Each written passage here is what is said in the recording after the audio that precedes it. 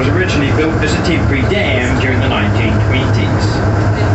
The idea being during the 1920s was to lower the gates, stop the water going into the river, so the river would drain away, so that we could walk into the river and retrieve the gold.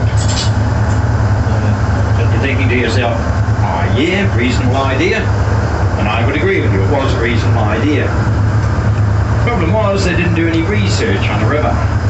What they didn't realise, the river's got a whole series of natural rock dams occurring down its entire length. As a result of those natural rock dams, that particular river can never ever drain away. So when they lowered the gates, nothing happened. And they thought, well, that's not good. So they waited, and they waited, and they waited. At the end of 3 months, the river had dropped by less than a metre. It just couldn't and wouldn't drain away. At that stage, they thought, okay. And it turned into a bit of a financial disaster. No gold was ever recovered. Thousands of small investors lost every cent they put into the project. And in 1926, it was abandoned as an enormous white elephant. 11 years later, in 1937, it was turned into a bridge, and it's been used as a bridge ever since.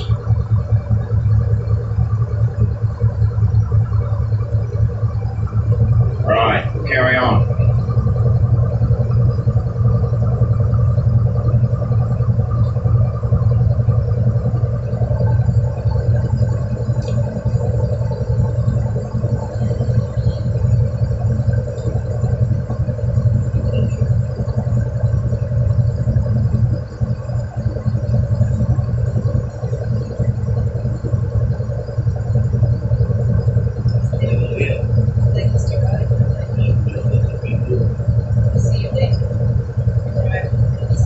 Yes, very good fishing here, sir. Especially about twilight. I don't know why they feed a lot at twilight, but they do, you know. Yeah. Yes, there is. It's in the honesty box, madam. No dolphins, sir. No dolphins, no whales. Sharks, stuff like that. Just the trout. Now, from this point on, folks, we're going to be heading back into this little bit of cold breeze. If you find the upper deck too cold, don't forget that we've also got the rear deck. Now, the rear deck is a lot more sheltered, it's protected. Yeah, so it's going to be very pleasant out on the back deck.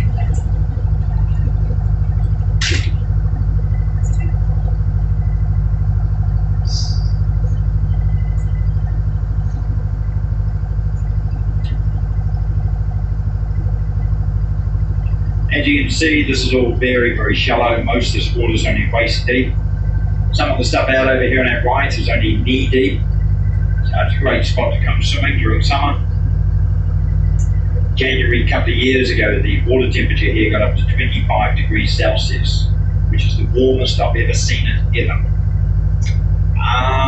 Last January was a lot more normal. It got to just over 20. And at the moment, we're 18.5 degrees at the moment. But the lake will get warmer as summer rolls on. The fascinating thing is that the winter water temperatures are a lot warmer. Only just a few years ago, the lake used to get down to somewhere between 4 and 6 degrees Celsius during winter. Nowadays, it gets down to somewhere between 9 and 11 degrees Celsius.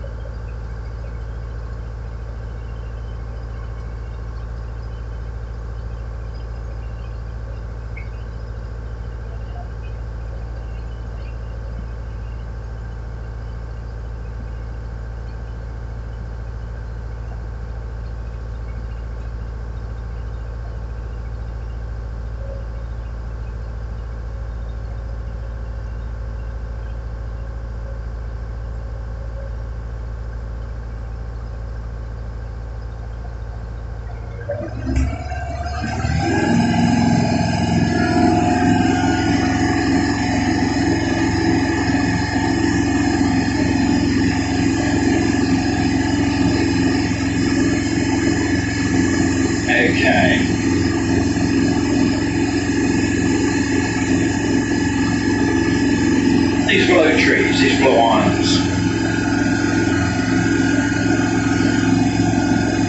Kind of a story behind them. 100 years ago, when sightseeing launches first came down into these areas, they had difficulty locating and navigating through the channels.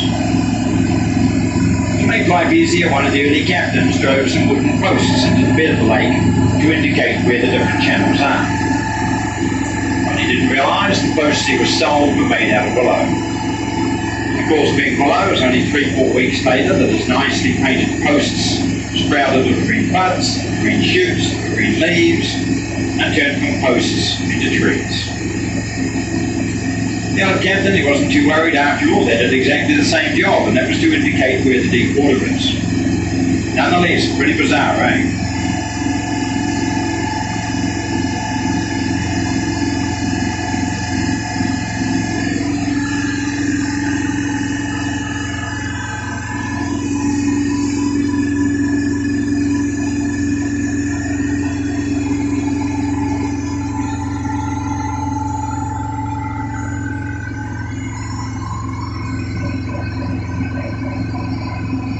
Just weaving our way back down through the channel through all the shallow stuff. In a moment or two, we'll be turning left. That'll take us out through the dog leg, out of the technically difficult stuff, and back out into the main body of the water.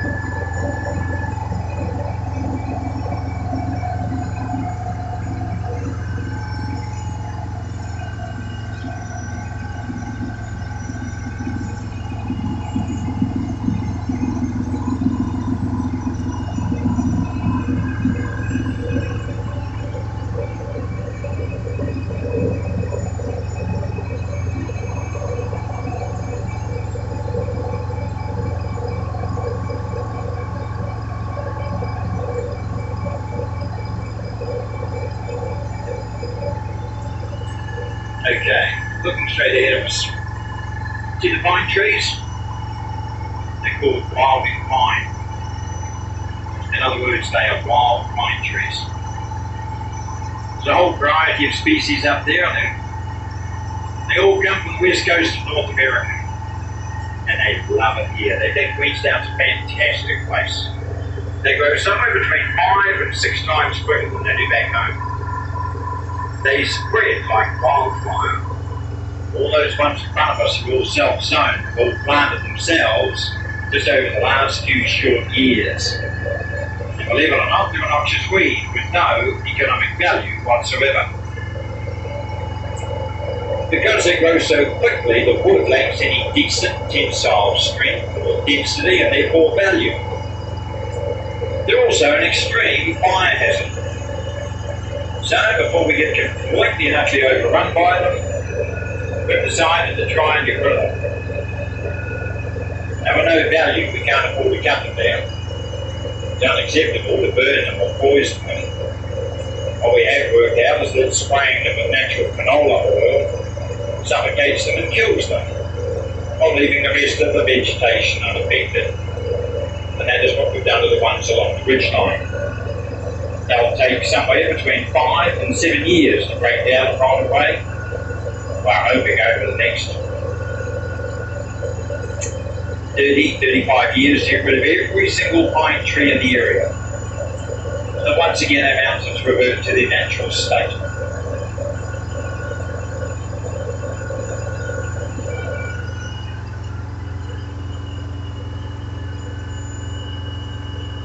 On our right hand side we've got our brand new marina, 200 berth marina.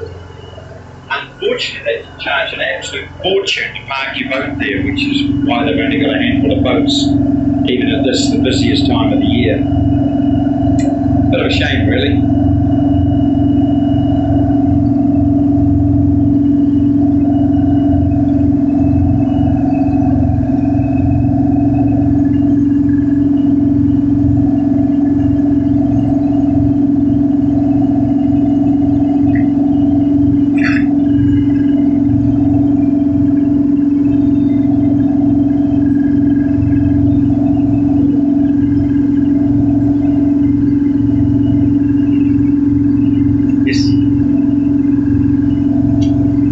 This one you'll like.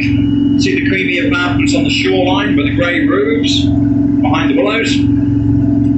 They were built by the New Zealand Railways Department as holiday home accommodation for their workers. At the time, New Zealand Railways had a policy. All buildings had to face north to take full advantage of the winter sun. So, as a result of that, lovely big panoramic lounge windows, they all face north, directly into the bank behind them. Little windows you can see at the toilet or bathroom windows. If you go to the toilet, stand on the pole, look out the window, you get these fabulous lake and mountain views on our left. Sitting in your lounge, you're facing north, staring at that bank. I know, bureaucrats and government departments, eh? Where would we be without them?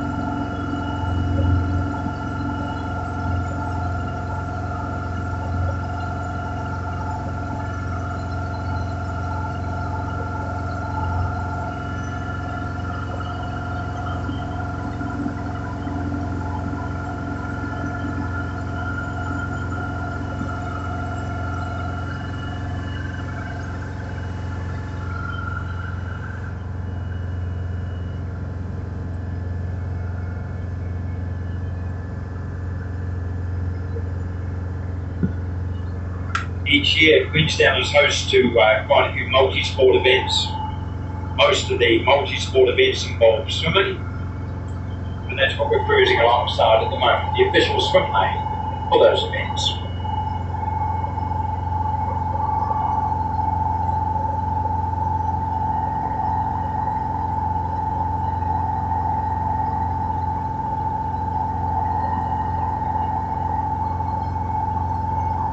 The name of the lake, sir, is Wakatipu. Yeah.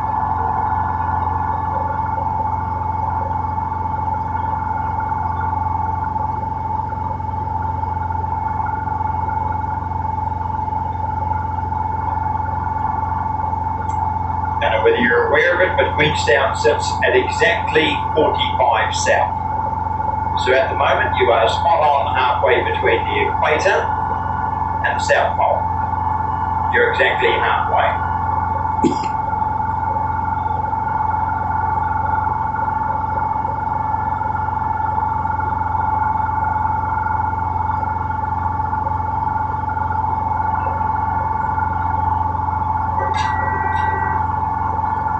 That's it. Give a wave, guys.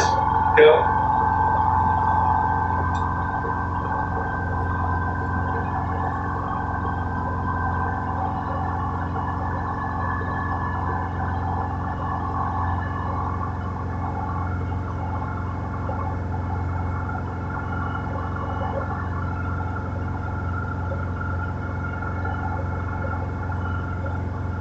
Here are lovely homes just coming alongside on the headland. If you look up into the one on the left, you'll be able to see how the architect very cleverly incorporated skylights into the roof line to allow as much natural light as possible. Just like that.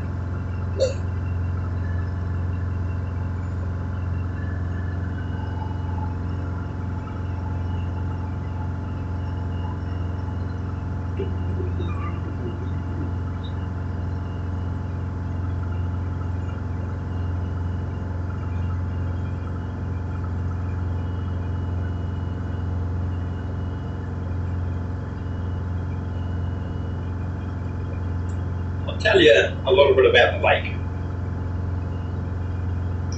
Lake Wakatipu, like most of the natural lakes in the South Island of New Zealand, was formed by a very large glacier that gouged its way down through this valley a total of 4 times. Most recently it was at its height 20,000 years ago. And if you're at the spot here then, you would have had 2,000 feet or 650 meters of solid ice on top of you. Now the lake that was left behind, of course, is entirely natural. This is how we found it 150 years ago. year-round core temperature of 11 degrees Celsius or 52 degrees Fahrenheit.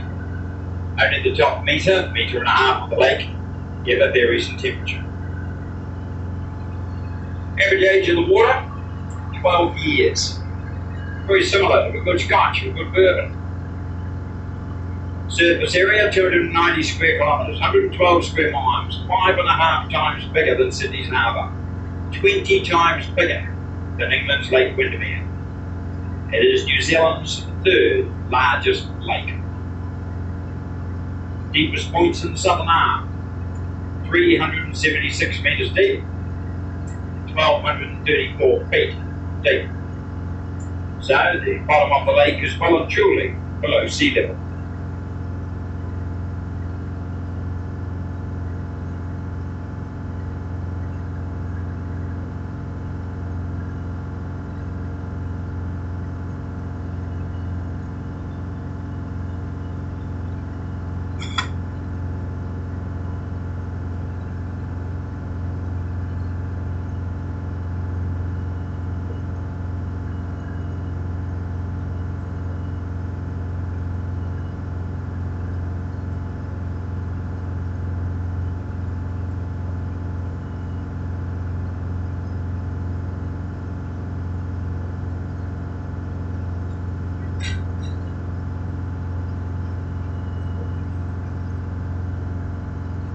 Tell you what, anybody who wants to come up the front or come down below, stand dry, have your photo taken driving the boat, you're very welcome to do so. Yeah, no worries, up you come. Here we go.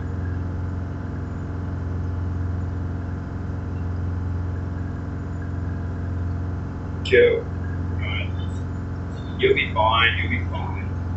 You got that? Cool. So I might get you just to hop down just for a moment or two. Thank you. Nice. Okay. It's only taken the one. Have you got it on Snapchat or something? Okay. That's better. No, it's only just taken two. That's okay. All good. Not a problem. Yeah, no worries. There's a girl. Where's she go?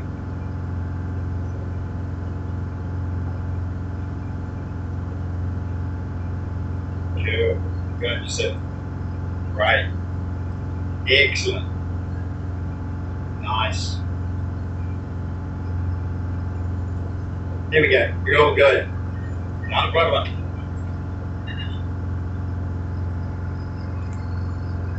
Here we go. Right. Got that?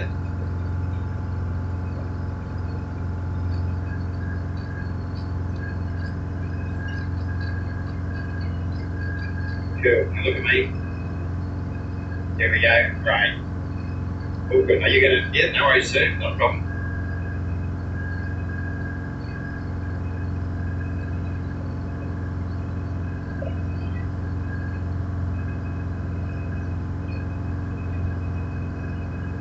Fabulous.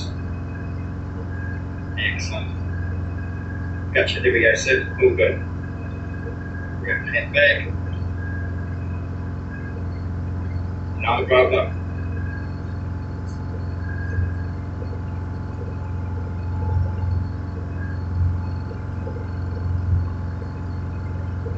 Nice. Good. Fabulous. Yeah, good. Serious one, looking straight ahead. That's good. Hold that. That's good. That's good. Good. That's good. There we go. You're all good.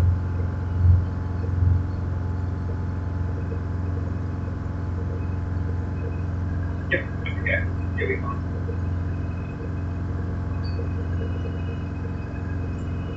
The big red catamaran we're just coming alongside on our left. This is a Polynesian style catamaran. They're identifiable by the large beams holding the two hulls together. As we come alongside, just push your way through. You'll be fine. Scared to be, madam? As we come alongside, you'll see how they roped into place instead of being bonded or bolted into place. It's a very traditional style of construction we've done in the South Pacific now for the last 2,000 years. In fact, our original Māori inhabitants, when they first came here in vessels not that dissimilar to that one, just 3-4 times bigger. The name on the front of it, Urua Waka. Urua is the Māori word for two, and Waka is the word for boat.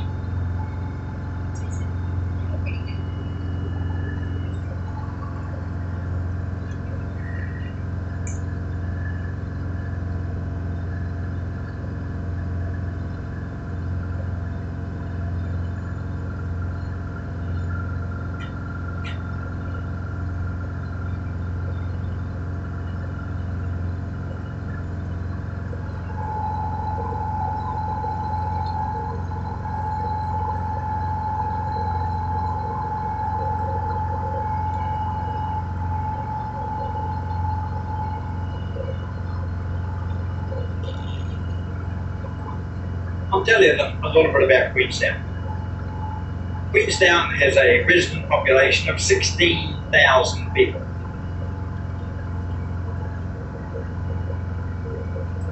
There's 28,000 people live in the greater Queenstown Southern Lakes area, including all the small villages, the towns, the communities, and the valleys. When I was a kid growing up here, there were 1,100 people.